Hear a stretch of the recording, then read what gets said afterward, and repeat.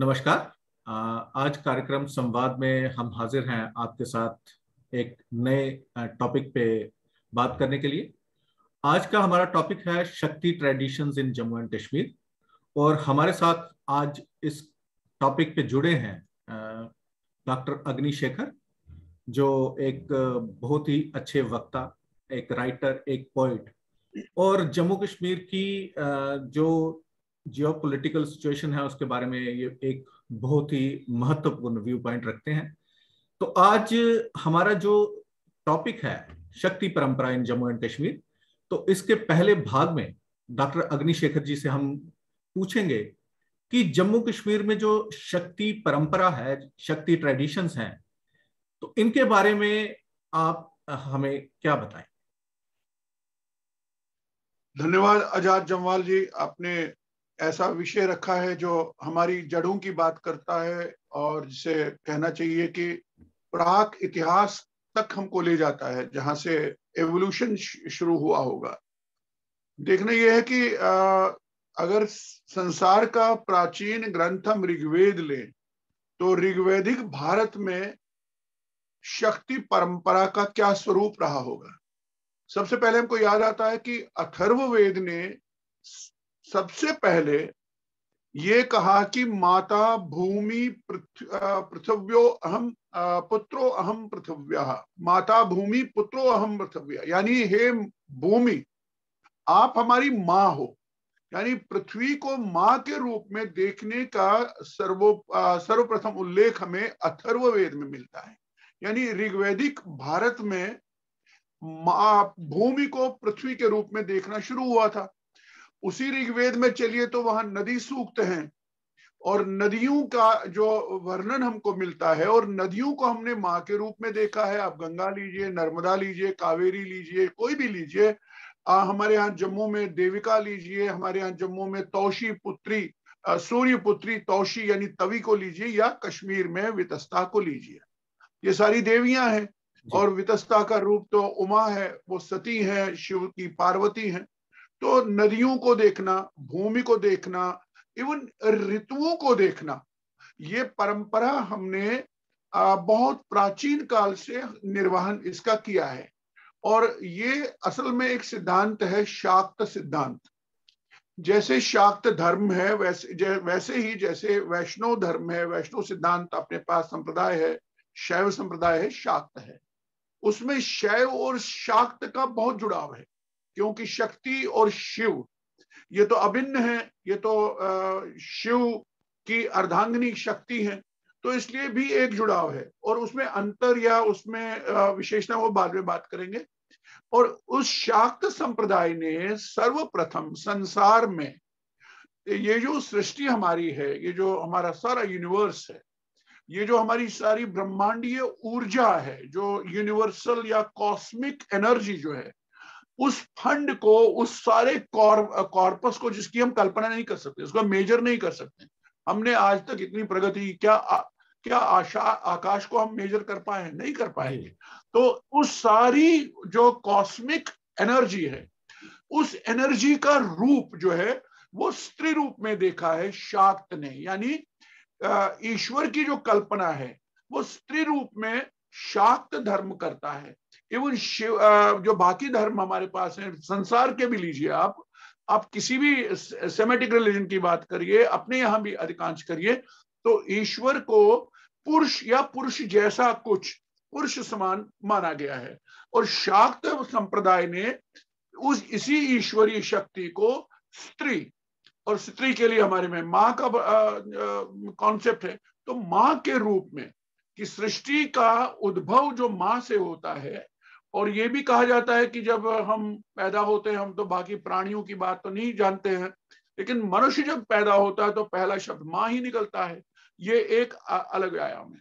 तो इसकी प्राचीनता की बात करते हुए मैं आपसे ये कह रहा हूं कि पृथ्वी को, नदियों को, प्रकृति को, अब प्रकृति अपने में माँ है, और फिर हमारे आपके इमोशंस जितने भी हैं, लज्जा है, शर्म है, क्रोध है, जितने भी चीजें हैं, या देवी सर्वभूतेषु स्मृति रूपेण, स्मृति है, लज्जा है, जितने भी भाव हमारे हैं, उनकी अभिव्यक्तियां हमने मां के रूप में की हैं। जब ऐसी पृष्ठभूमि आपके पास है पीछे, और वो भी ऋग्वैदिक, और इतना ही नहीं, आजाद जी आप स्वयं जानते हैं कि ये जो सिंधु घाटी है, सिंधु घाटी में भी उत्खनन के दौरान हमारे पास ऐसे आर्टिफैक्ट्स हैं, ऐसी मूर्तियां मिली हैं, ऐसे प्रमाण मिले हैं कि सिंधु घाटी में भी, जो कि महाभारत से भी प्राचीन है, और वो कोई अलग आर्य अनार्य वाला वो नहीं है, वो भारतीय है, और वैदिक साहित्य और हड़प्पा पर तो रिसर्च भी आप हुए, ये एक ही है, उसमें भी हमें शक्ति पूजा के प्रमाण मिलते हैं। ये हमारा पृष्ठभूमि है। अब इस पृष्ठभूमि हम अपने जम्मू कश्मीर को ले, और जब जम्मू कश्मीर की हम बात करते हैं तो कश्मीर अपने में एक शक्ति का ही रूप है। यानी कश्मीर कश्मीरा देवी है, कश्मीर कश्मीरा देवी नीलमत पुराण कहता है। हमारे पास विष्णु धर्मोत्तर पुराण है, हमारे पास नीलमत पुराण, हमारे पास कलहन है, कलहन की राजतरंगिणी है, हमारे पास श्रीलंका में जो हमारे पास पांडुलिपि मिली है, उस सब के हिसाब से ये मध्य प्रदेश, जिसमें डुग्गर प्रदेश प्रमुखता से आता है, से लेकर के कश्मीर जो है, कश्मीर अपने में देवी है। तो जहां देवी हैं तो उनकी उपासना की परंपरा रही होगी।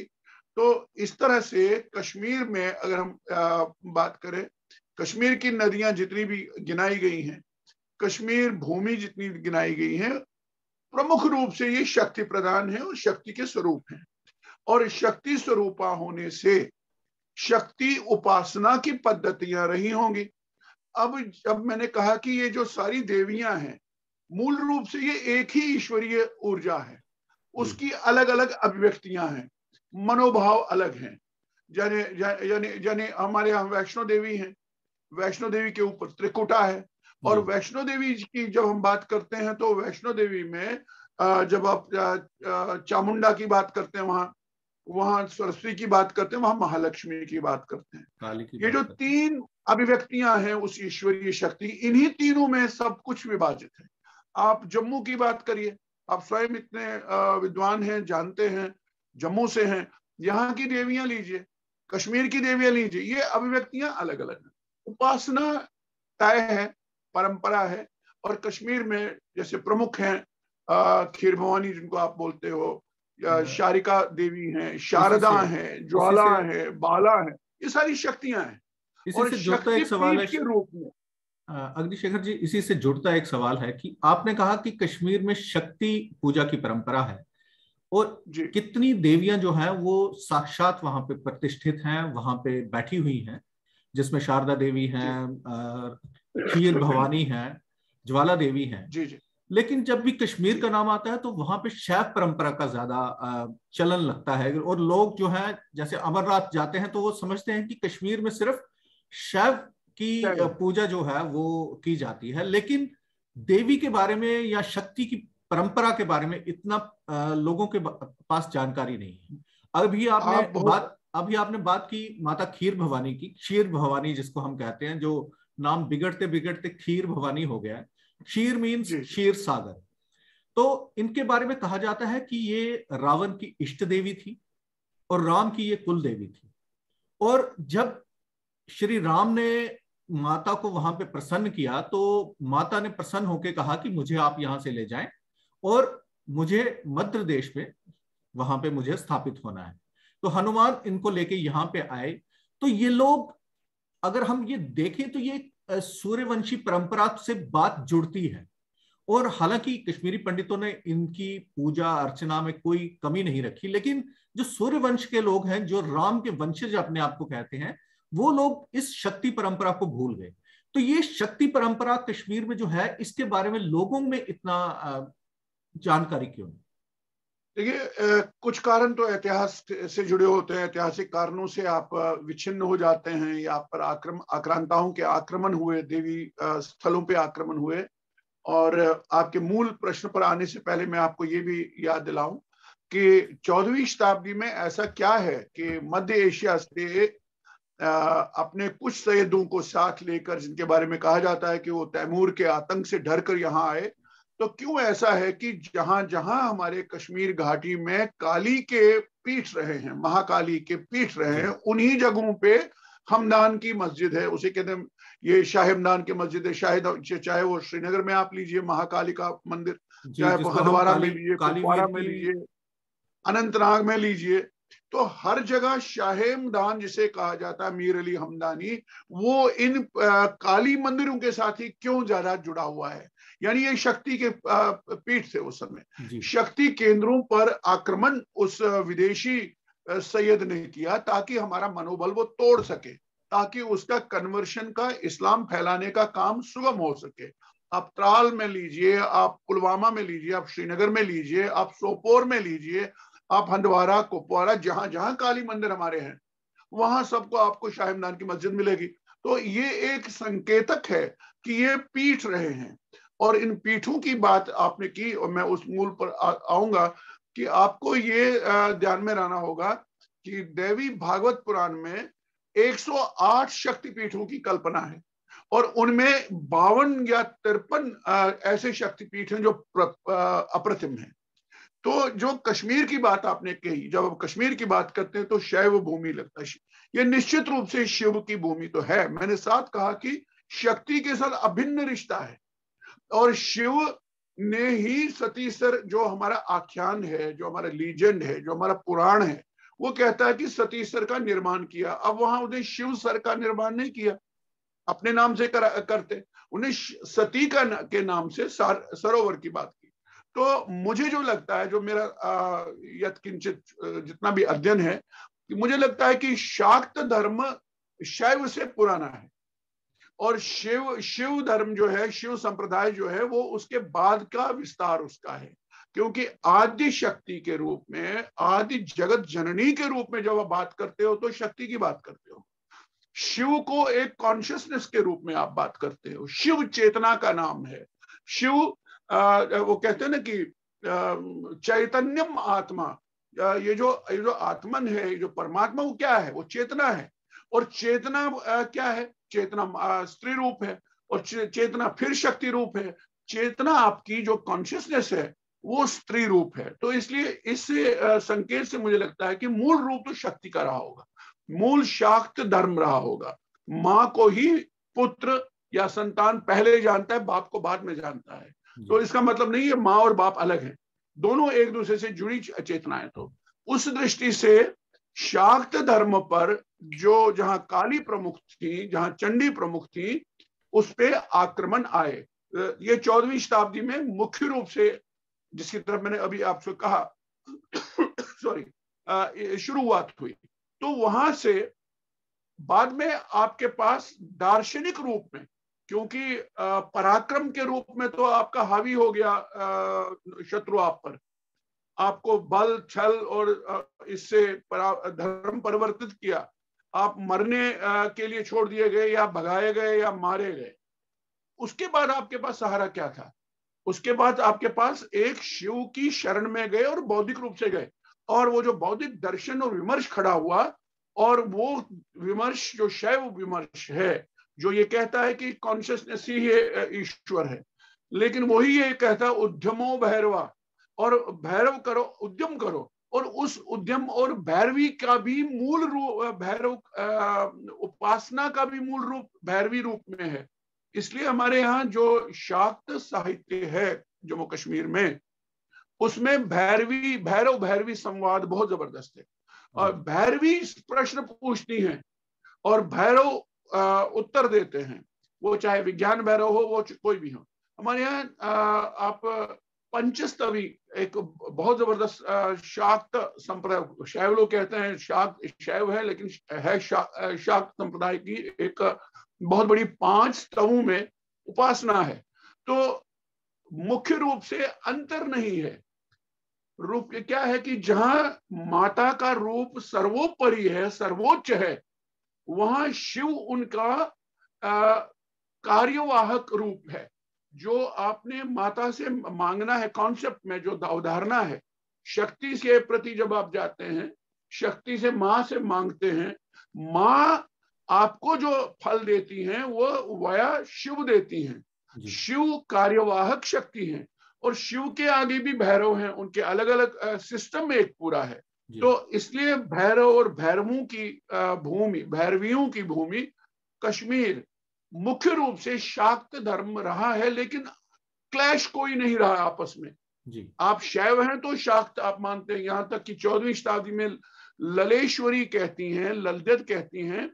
मैं उसका हिंदी आपको अनुवाद सुनाता हूं, पहले कश्मीरी में 4 पंक्तियां सुनाऊंगा। ललेश्वरी 14वीं शताब्दी की महान शैव योगिनी रही हैं, वो संत हैं, कवियत्री। कहती हैं, लालबचायस बाग बरस स्वमन बाग बरस वुशुम शिवस मीलित शाक्तवा लाई में कर्मस्तति अमृत सरस जिंदे मरस्त करिम। क्या मैं ललेश्वरी अपने मन की बगिया में जब प्रवेश किया तो देखा शिव से उन्मीलित, शिव से मिले हुए शक्ति को, दोनों को संयुक्त रूप से मैंने देखा, संयुक्त रूप से। स्वयं स्त्री हैं, वो कहती है शिव और शक्ति को एक रूप मैंने देखा, और उस क्षण में, उस क्षण, उस देखने के क्षण, साक्षात्कार के क्षण को वो अमृतसर बोलती हैं। कहती है मैंने उसी क्षण, उसी अमृतसर रूपी उस लय, उस समय में छलांग मारी, में एक हो गई और जीते जी मैं मर गई। जीते जी मरना होता है। ये एक मॉरिस ब्लांशो, एक वेस्ट के दार्शनिक हुए हैं, उन्होंने कहा कि जो ईश्वर को देखता है मर जाता है, और ये मरना ईश्वर को देखने का ढंग है। यानी ये मरना, ये नहीं, मरना एक देखने का ढंग है भाई। ये हमारी इच्छाएं खत्म हो जाती हैं, हमारी जो शारीरिक और जो भौतिक हमारी, उसमें से निकल जाते हैं हम, और हम देखते हैं। वो देखना मृत्यु होती है, मृत्यु होती है अपनी इच्छाओं की मृत्यु अपनी।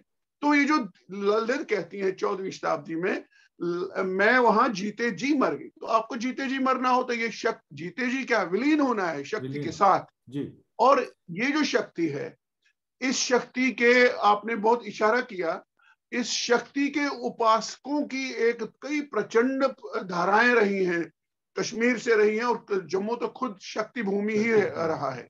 शक्ति भूमि, यहाँ आप वहां से लीजिए ना, भद्रवा से शुरू के मध्य देश कहलाता था जी। और मध्य देश की वीरता की कई कहानियां आप और इतिहास में कम जानते हैं लोग, या कम बताया गया है लोग, कि यहाँ तक कि सिकंदर जो ग्रीक से आया था, उसको पराजय मध्य देश ने दी थी। उसको मध्य देश के डोगरों ने मारा था, और वो शव यहाँ से मध्य देश से ग्रीक ले गए थे। तो ये परंपरा के अनुसार, ये जो परंपरा है शाक्त की, ये डुग्गर प्रदेश में भी रही है, कश्मीर में भी ललितादित्य के रूप में देखिए कहाँ पूरा चीन, तुर्किस्तान आज का वहां तक था शाक्ति का। लेकिन फिर इतिहास, मैंने कहा, ये है। आप यहाँ लीजिए ना, आपके बहुत बड़े युग पुरुष हैं, प्रतीक पुरुष हैं हमारे जम्मू प्रदेश के, वीर हमारे बाबा कालीवीर हैं। बाबा कालीवीर नाम से ही देखिए उनके वेश पोशाक, और बिल्कुल एक योद्धा है, एक संत योद्धा है, तलवार है, इस पे अश्वारोह। और उनका प्रभाव क्षेत्र देखिए, प्रभाव क्षेत्र गुजरात तक है, प्रभाव क्षेत्र कलकत्ता तक है, और राजा मंडलिक का सानिध्य है, या उनका सानिध्य, और लोकगीतों तक में है कि तेरा घर कश्मीरा, ये तो लोकगीतों में भी हम कहते हैं जी। और परंपरा है, आप भी जानते हैं इस बात को, कि कश्मीर से उनका जुड़ाव है कालीवीर का। हाँ, कश्मीर में पैदा वो कश्मीर में हुए, और जी भद्रकाली कलकत्ता में जाके उन्होंने माँ से जो मांग के लाए, तो वो तो कलकत्ता से उनके माता पिता जो हैं वो उनको मांग के लाए। और यहाँ पे भी भद्रकाली के मंदिर में उनका कहते हैं, जो जहाँ पे वो इस वक्त शयन कर रहे हैं, जिसको आपने शाह हमदान की मस्जिद कहा डाउनटाउन में, जी, जी। तो महाकाली का मंदिर है। देखिए हमारे यहाँ भी परंपरा है, और उस परंपरा का स्रोत जम्मू की डुग्गर लोक परंपरा में है, लोक वार्ता में अभी तक सुरक्षित है जी। क्योंकि डेमोग्राफिकली जम्मू जो है ना, जम्मू में वैदिक परंपराओं और उस सारी समूची विमर्श को बचाने की एक बहुसंख्य संख्या डुग्गर प्रदेश में डोगरा हिंदुओं की रही है, इसलिए यहाँ ज्यादा सुरक्षित रही है जी। और यहाँ आप जिसकी तरफ ईशा, सुंजवा में बाबा कालीवीर का स्थान है, और स्मृति में है कि ये श्रीनगर कश्मीर से थे और रैना परिवार जो राजानक कहलाते थे तब, तो इसलिए भी आज भी आप देखिए जम्मू में सुंजवा में जो इनकी जो समितियां हैं जो संचालन कर वो सारे रहने हैं जी, वो डीसी वहां, रहना चाहे वो हमारे डोगरा रहना है, कोई रहना के इतर कोई नहीं है। उसमें क्या कारण हो सकता है? ये स्मृति है, जातीय स्मृति है जी। और वो कश्मीर में पैदा हुए, कलकत्ता से आपने कहा माता पिता ने महाकाली से मांगा, और जम्मू उनकी कर्मभूमि रही, जम्मू कर्मभूमि रही, और यहां से लेकर के जो उनका प्रचंड प्रताप पूरे नॉर्थ इंडिया में, गुजरात तक, मध्य प्रदेश, यूपी और पूरा आपका कलकत्ता तक है, कश्मीर लेकर। और ऐसा क्या है कि आपके यहाँ जम्मू की लोक वार्ता में भी है जी, और यहाँ के कारकों में भी गाया जाता है, यहाँ के जो कारके हैं उनमें उनकी स्मृति है।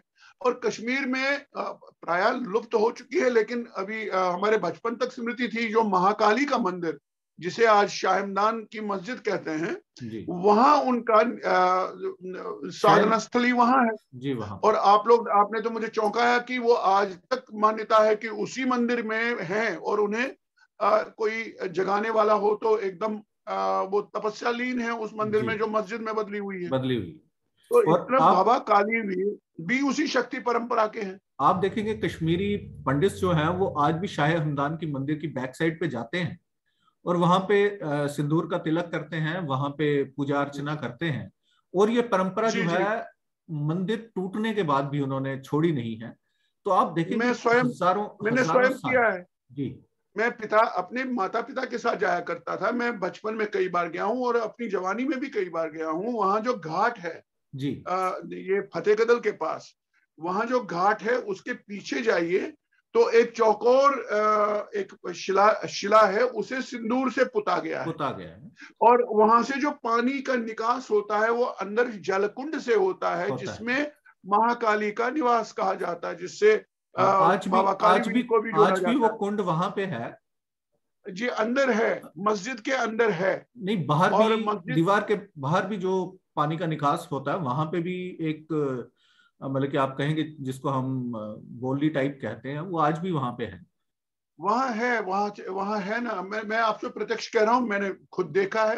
हमने कई बार महाकाली की जयंती पर हम जाया करते थे, कश्मीरी जितने भी हमारे समुदाय के लोग थे, उन्हें वहां जाने, ऊपर तो मस्जिद में जाने की कोई बात ही नहीं थी जी। वहां तो मस्जिदें जो भी है वो मुसलमानों के उसमें है, वो अपनी रीति रीत से नमाजें वगैरह, वहां आप जा नहीं सकते हैं अंदर। वहां पे उन्होंने बोर्ड लगा के रखा है कि कोई काफिर इस मस्जिद के अंदर अलाउड नहीं है ना आए। लेकिन कई लोग ऐसे हैं जो नीचे तक गए हैं वेश बदल कर या किसी बहाने, उनमें मैं भी एक हूँ।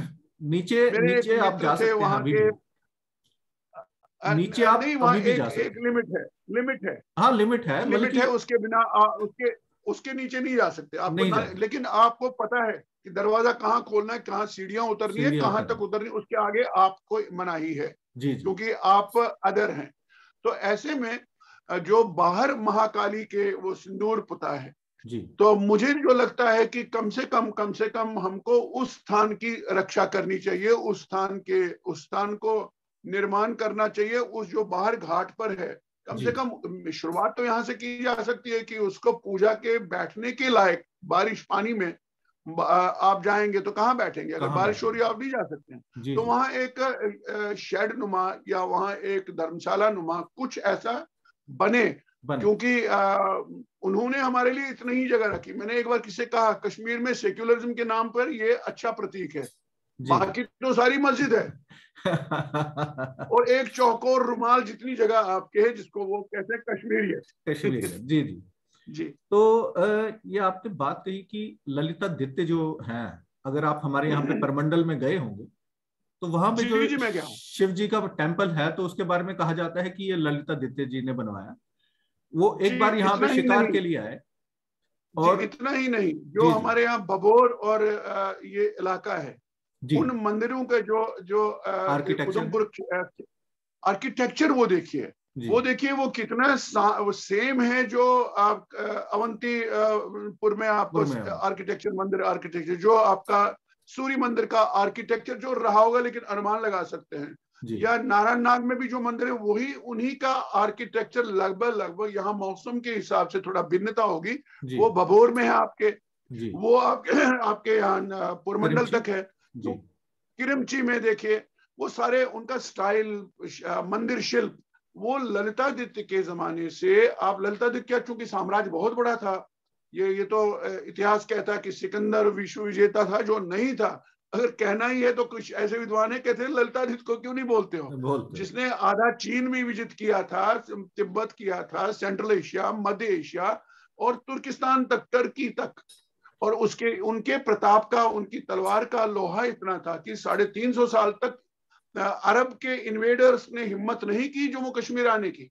जी, वही 350 साल तक। मेरा कहने का वही है कि जो हमारी सिविलाइजेशनल कंटिन्यूटी है कश्मीर से लेके कन्याकुमारी तक, और पहले अगर हम जाएं तो कंधार से लेके कन्याकुमारी और श्रीलंका तक, तो उसका एक सिंबल जो है वो माता खीर भवानी है हमारे यहाँ पे, क्षीर भवानी, जिनको रागन्य भगवती भी हम कहते हैं, कि वो श्रीलंका से उठ के मध्य प्रदेश में आई हैं।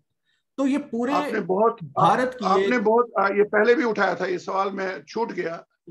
देखिए हमारे यहाँ पुंछ है जम्मू कश्मीर में, पुंछ का प्राचीन नाम जो राजतरंगिणी में हमको मिलता है वह प्रूंछ से मिलता है। प्रूंछ में एक नदी है जिसे पुलस्त नदी कहते हैं जी, आज भी है।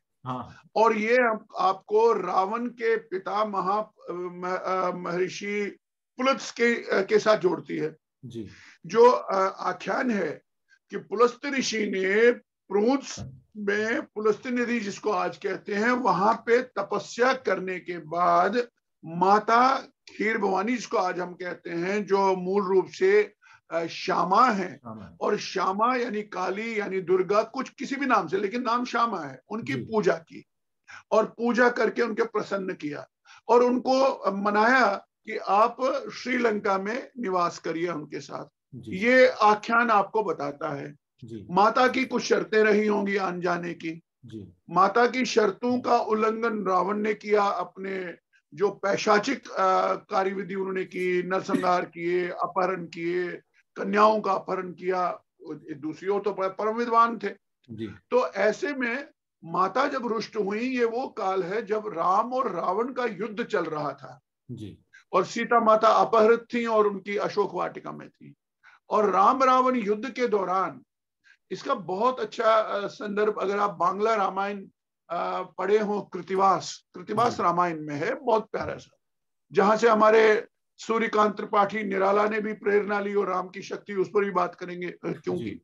तो वहां पर जब राम थोड़ा सा निराश होते हैं, अवसाद में चले जाते हैं, क्योंकि राम को आत्मविश्वास है मनुष्य के रूप में, राजा के रूप में, मर्यादा पुरुषोत्तम के रूप में, कि मैं सच्चाई पर हूं जी, मैं सच पर हूं, अन्याय मेरे साथ हुआ है, लेकिन यहाँ अन्याय की जो अन्याय का करने वाला जो है जी, और उसके साथ शक्ति खड़ी है।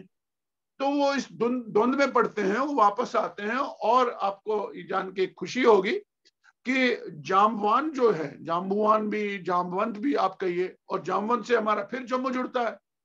यहाँ गुफा है जामवंत की जी, और जामवंत की गुफा के साथ फिर हमारे श्री कृष्ण जुड़ते हैं, राम जुड़ते हैं, जो भी आख्यान के जितने भी अंतर्निहित उनके अर्थ होते हैं, आशय होते हैं। तो जाम्बुवान के कहने पे, जामवंत के परामर्श पर, विमर्श पर, वो राम से कहते हैं, श्री राम से, कि अगर उनके पास शक्ति है तो हमको भी उस शक्ति से भिड़ने के नवीन तरीके ढूंढने होंगे, हमको भी शक्ति का संधान करना चाहिए जी। तो श्री राम शक्ति का संधान करते हैं। माता प्रसन्न हो जाती हैं। माता जब प्रसन्न हो जाती हैं तो आख्यान जो महात्म्य उनका है, आप देखिए, माता को वहां भद्रकाली भी कहते थे, माता को वहां काली के रूप में भी जाना जाता था। माता का बाद में वो संदर्भ आएगा, जो बगला देवी का संदर्भ, वो बाद में बात करेंगे। तो भगवान राम हनुमान जी को आदेश देते हैं आख्यान के मुताबिक कि आप माता तैयार हो जाती हैं, क्योंकि एक तो छलावे से रावण ने एक बार श्री राम को वध करने की रात को एक चालाकी की थी, कि उससे पता था कि इनके भक्त हैं। राम के देवी जो हैं, इष्ट कहिए, कुल देवी कहिए, ये वो हैं जो मेरे पास हैं जी। तो उनको संदेशा भेजता है कि आप मंदिर में आइए, पूजा विशेष करनी है, आप आइए। तो राम समझते हैं चालाकी है, तो लेकिन वो रावण उसमें सिद्ध नहीं होते हैं, तो देवी रुष्ट होती हैं। तो राम श्री हनुमान को कहते हैं कि आप देवी को, ये स्वयं कहती है, मद देशे, मेरे देश में जाऊंगी वापस। तो 360 नागों को साथ लेकर वायु मार्ग से हनुमान जी उन्हें सती देश जो था, सतीसर जो था, कश्मीर जो है, या कश्मीर जो, वहां ले आते हैं। और रूट कौन सा लेते हैं? रूट यहाँ जो दक्षिण से कश्मीर जाइए तो इसके दक्षिण में हम आते हैं, यहाँ जम्मू आता है। तो उस वायु मार्ग से कश्मीर में माता को ले आने वाले मारुति अंजनी नंदन हनुमान जी पहला पड़ाव उन्हें कहते हैं, जहां कौसर नाग आज है क्रमसर शुपियन में। तो वहां मध्यगाम यानी मंसगाम आज बोलते हैं वहां। तो देवी कहती हैं कि ये जगह तो ठीक है लेकिन मेरे भक्तों के लिए ठीक नहीं है, जो उनके साथ 360 नाग हैं, तो उनको पानी चाहिए, उनको जो अनुकूल नहीं है जगह। तो उसके बाद एक जगह आती है दिवसर, उसके बाद ऐसे दूसरी जगह, तीसरी जगह, बदलते बदलते अनंतनाग में कई जगह हैं जहां माता थोड़ा विश्राम करती हैं। हनुमान जी से कहते हैं ये भी मुझे पसंद नहीं, ये भी, यानी ये भी अनुकूल नहीं है मेरे भक्तों की दृष्टि, बाकी तो भूमि तो वही है सारी। तो यहाँ तक कि शारदा की सीमा तक ले जाता है हनुमान जी उनको। तो लेकिन वहां से मुड़ते हैं वापस। तो जो वर्तमान जगह है गांधरबल, जो गंधर्वों की संस्कृति से जुड़ा एक स्थान रहा है, क्योंकि कश्मीर का गंधर्वों के साथ भी, गंधर्व का जिसे आज गांधार आप कहते हैं, संबंध हमारा प्राचीन, वो गांधार कोई अलग देश नहीं था, तब तो सांस्कृतिक भारत का ही हिस्सा था ना गंधर्व। इसलिए हमारे पुराणों में है गंधर्वों ने पूजा की, गंधर्वों ने पुष्प अर्चन किया, गंधर्वों ने गायन किया। ये तो कला आर्ट से जुड़ी संस्कृति थी। तो गंधरबल में जो आज जिसे तुलमूला कहते हैं, तुलमुल गांव का नाम है, तुलमूल्यकम संस्कृत में कहते हैं, ऐसी धरती जो तुलमूल्यकम कपास जैसी नरम हो, क्योंकि वो मार्शी होगी, दलदल है, वहां नागों का भी निवास होना है। तो वहां उनको अवस्थित करके और 360 नाग इर्द गिर्द उस स्थान के, आज तो उनका नामो निशान नहीं है कहीं, 360 कुंड, जल कुंड रहे होंगे जहां हनुमान जी उनको स्थापित करके फिर माता उनको कहती हैं कि अब आप युद्ध की भूमि में भगवान राम ये कर रहे हैं, प्रतीक्षा कर, तुम वापस जाओ। तो आप स्वयं कितनी बार तुलमुला गए हो, खीर भवानी गए हो, वहां आपने हनुमान जी का उनके चरणों में मंदिर देखा होगा। कहते हैं कि ये वही स्थान है, यहाँ खड़े हुए हनुमान जी, माता अब आज्ञा करिए। तो माता आज्ञा देती, तुम वापस जाओ, युद्ध लड़ना है। तो ये जो वापस, और इसमें एक सूत्र छिपा है कि भगवान राम ने कश्मीर ही क्यों भेजा उनको वापस। वो उनको गुजरात में भी कह सकते थे, उड़ीसा जाओ, उत्कल जाओ, कटक जाओ, बंगाल जाओ, भंग जाओ, कहीं जाओ। यानी ये प्राचीन एक शक्तिपीठ कश्मीर रहा है, देवी इस प्रदेश की अधिष्ठात्री देवी रही हैं। और इतना ही नहीं, और हमारे सुनने वालों के लिए एक नई जानकारी हो सकता है, हो सकता है कुछ लोगों को पता भी हो जिन्होंने महात्म्य पढ़ा हो, श्री राज्ञा प्रादुर्भाव नाम से। इन खीर भवानी को महारागी भी कहते हैं, महाराज्ञा भी कहते हैं, लेकिन ये नाम नहीं है, ये पोस्ट है, ये पद है। राज्ञा यानी राजा, जो राज करती हैं, जो सर्वोपरि हैं, तो इसलिए राज्ञा, महाराज्ञा। लेकिन मूल नाम श्यामा है जी। और ये श्यामा जो है, इस श्यामा नाम से जो है, इन्हें महारागी के नाम से, चूंकि आप राजा है महाराज, हम तो आपस में भी डोगरी में भी कहते हैं महाराज तुझसे राजे हो, तो राजा वाजा तो होता नहीं है, वो तो अजाद जमवाल होता है जी। अजाद जमवाल को मैं को मारा राजे हो। तो इस तरह हम देवियों को भी महाराज्ञा कहते हैं, जबकि मूल नाम श्यामा है। और इस श्यामा तीर्थ पर स्वामी विवेकानंद जी भी आए हैं, कई दिनों तक रुके, और उन्होंने एक कन्या की पूजा की है वहां श्यामा रूप में। अग्निशेखर जी, इसमें एक थोड़ा सा टोकना चाहूंगा, वक्त हमारा थोड़ा सा ज्यादा हो रहा है, तो हम चाहेंगे कि माँ श्यामा के ऊपर हम एक अलग से एपिसोड आपके साथ करें, तो जी। अगर आप इजाजत दें तो अभी हम इस कार्यक्रम को यहीं पे समाप्त करना चाहेंगे। और एक एक पंक्ति के साथ समाप्त करिए। जी स्वामी विवेकानंद ने कहा, नाचूक तहाते श्यामा, जी जिसका निराला जी ने कहा, नाचो एक बार श्यामा। और निराला जी ने ही राम की शक्ति पूजा की जो एक कालजयी रचना दी, उस पर भी बात की जानी चाहिए। ये वही देवी हैं जो जी हमारे जम्मू कश्मीर में अधिष्ठात्री देवी है, खीर भवानी। खीर भवानी। उनकी ही शक्ति की पूजा निराला तक ने भी की है। क्योंकि देखिए जम्मू कश्मीर में काली का पूजा जो है वो यहाँ की कुल देवी जो है वो देवी काली मानी जाती है, जी। जिनका यहाँ पे सुकराला देवी में भी स्थान माना जाता है। माँ बावे वाली जो हमारी जम्मू में है वो भी काली का है रूप, काली और देवी। माँ श्यामा जो है वो भी काली का एक रूप है। जी तो जी।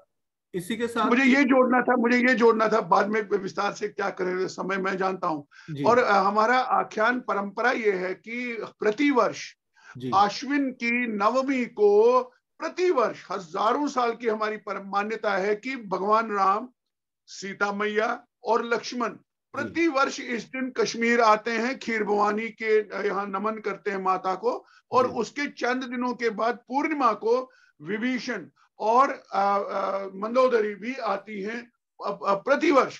इस तरह भारतवासियों को जानना चाहिए कि भगवान राम की कुल देवी खीर भवानी है, जिनको हम आज खीर भवानी के नाम से कहते हैं। वो कश्मीर में है, जम्मू कश्मीर में है। वो प्रतिवर्ष भगवान राम के आने की परंपरा में विश्वास और परंपरा अक्षुण्ण रूप से हमारे यहाँ जीवित है। जी धन्यवाद अग्निशेखर जी, बहुत ही रोचक रूप में आपने इस प्रस्तुति को हमें समझाया है। तो अभी अरे नेक्स्ट आपके साथ नेक्स्ट वीक का कार्यक्रम जो है वो हम करेंगे। तो पक्का। माँ श्यामा को लेके हम ये कार्यक्रम आपके साथ करेंगे, और निराला जी की राम की शक्ति पूजा को भी लेकर वहीं करेंगे। वहीं से शुरू करेंगे हम। धन्यवाद। जी जी। धन्यवाद, नमस्कार। आपका बहुत बहुत धन्यवाद।